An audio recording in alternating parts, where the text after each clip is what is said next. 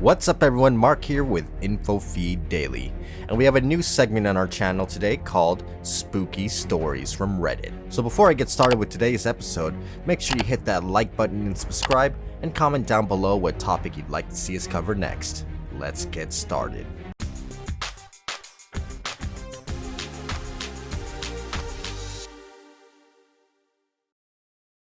My apartment is stunning, and I'm so lucky to live here.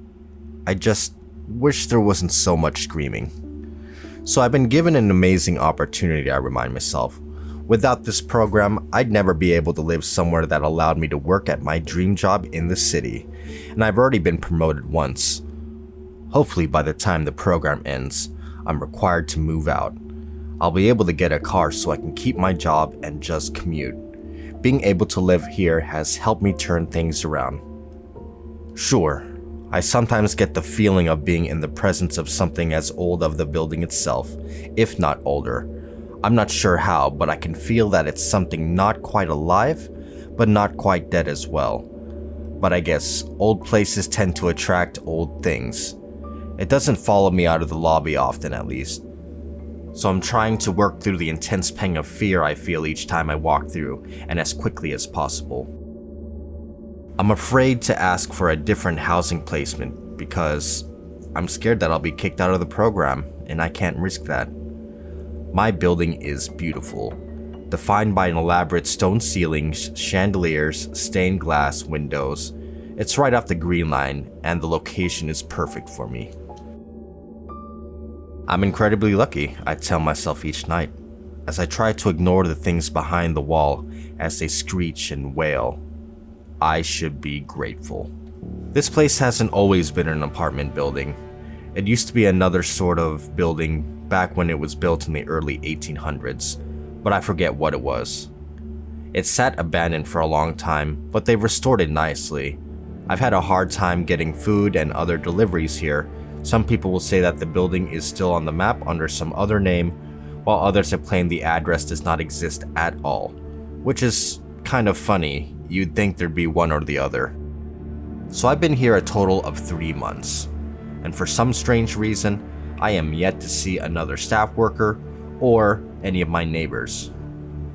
When I first picked up my keys to my apartment, I didn't pick it up from the office staff. Instead, I was directed to a box with a key code on it. My unit is supposedly a 1-bedroom, but I have a strong suspicion that there used to be a 2nd bedroom behind the portion of the wall that becomes damp every single night, and loud screaming seems to be pouring out from.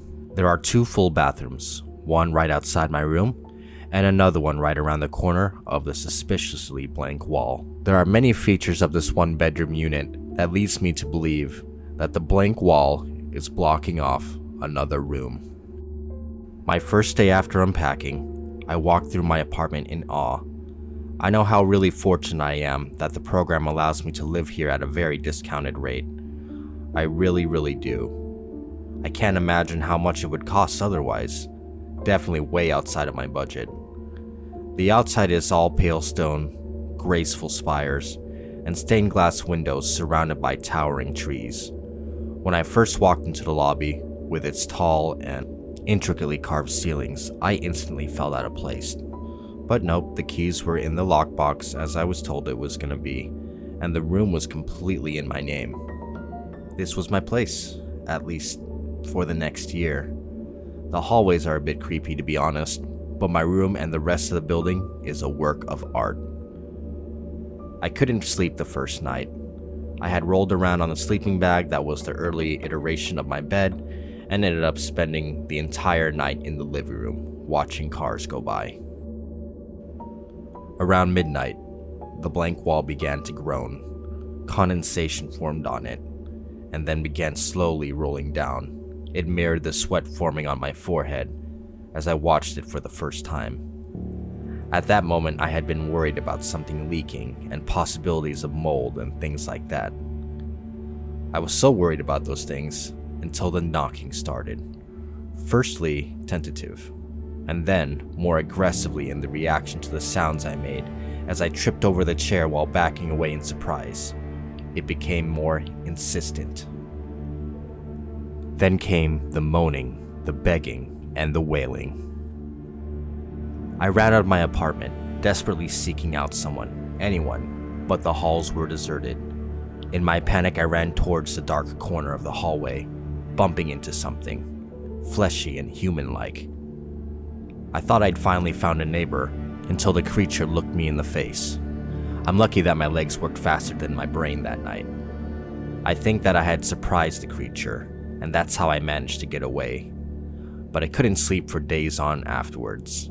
I'm still not entirely comfortable talking about what dwells in the hallway. I try not to think about how it seemed to have endless pits instead of eyes, the long, lolling tongue, or feel of its drippy and spongy flesh against mine. Let's just say it made an apartment with screaming coming from the walls seem a lot more safer in comparison. I don't leave my room after dark anymore. It's safe that way.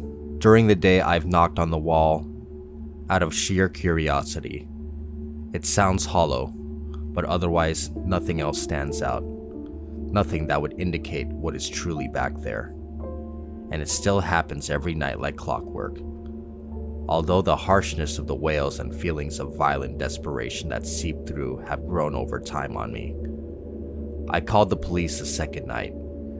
I was worried someone might be trapped back there, worried enough to brave the dark, winding hallway and its inhabitant.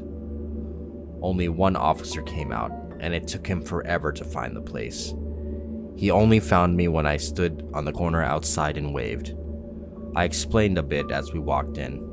He stopped and stared at me, apparently trying to decide if this was a prank call, or if I was simply insane. But to his credit, he still followed me inside. He looked around the beautiful lobby with apparent revulsion while he softly muttered something about how this place should be condemned. His hand seemed to unconsciously go to the saint pendant around his neck, as if he was hoping to keep something around us at bay. I wasn't sure what he was seeing that I wasn't. At the sound of us entering my apartment, the knocking became more frantic. The voices called out more desperately. He was taken back by what he saw and heard, looking at me for the first time as if I was sane and perfectly reasonable citizen, just concerned about the screeching coming from behind my wall. He took a knife from his belt and made a small cut through a portion of the water-sodden wall, like it was a room temperature butter. A strange gray liquid trickled out. It smelled like acrid, like bad meat pickled in vinegar. He cut the hole wider and shined a flashlight through it. He leaned to peek and stared for a long moment. I'm not sure what he saw, but after, he stood and shook his head, put a hand on my shoulder, and quietly told me, "Don't let them out," and walked to the door. When I realized I couldn't persuade him to stay, I asked him to be careful there in the hallway and lobby. He nodded warily, not even bothering to question whatever he had witnessed. When I returned back to my room, I saw unnaturally long, blackened finger-like appendages poking through the hole, clawing the opening and grasping as they tried to pull the same small hole open even wider.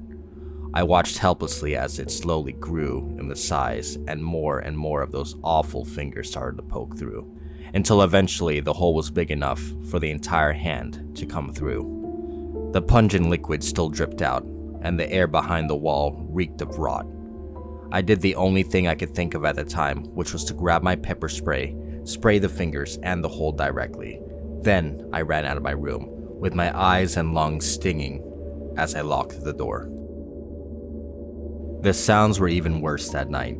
The voices had sounded human before, but as those things screeched in pain and the frustration while they clawed out the opening, any facade of humanity that had tinged the voices before was gone. I sat up all night, watery eyes wide in terror. I patched up the hole the next morning, based on the officer's recommendation. I later learned from the police that later interviewed me had mysteriously disappeared that night. A few months have passed since then, and I'm gonna try and stick it out here until the program ends next summer. Something new to note. I've noticed recently that sometimes out of the corner of my eye, the lobby looks to be in a state of ruin, covered in cobwebs, gorgeous windows that appear to be shattered as dust floats in the rays of the sun. When I turned my head and looked directly at it though, it still appeared to be beautiful and extravagant again. I'm not sure what to make out of it. I try to be home as little as possible. Now I try to spend my time working or walking around the city, but I always try to give myself time to get to my room before it becomes dark. I don't let friends or family visit. I've come to accept that my apartment comes with some quirks. I don't want to complain though or sound ungrateful, because I really am thankful for this place. I just wish there wasn't so much screaming in the night. That's it for today's creepy Reddit story reading. Make sure if you like this sort of content, you hit that like button and subscribe, and comment down below what topic you'd like to see us cover next. Stay spooky.